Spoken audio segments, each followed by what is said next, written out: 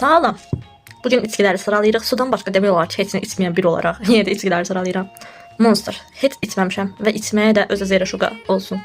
Lazım deyil içmək. Enerji içkilərindən yox deyirəm. Olmaz.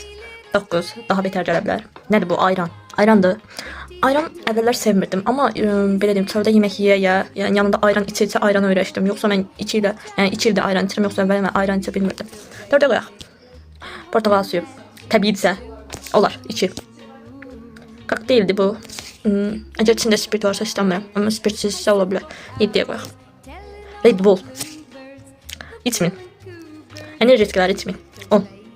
Sprite. Əvvəllər, yəni qazlı içkilər içəndə, harca bir 3 ildir, 4 ildir qazlı içki içmirəm. Yəni sadəcə içdiyimdə Sprite idi əvvəllər içdiyim. Kola heç bəyənmirəm. Məni qınayanlar ola bilər, amma koladan zəhləm gedir. Amma Sprite-ı əvvəllər sevirdim, amma artıq qazlı içkilər içmirəm. Ona görə 6-ya qoyaq. Pepsi.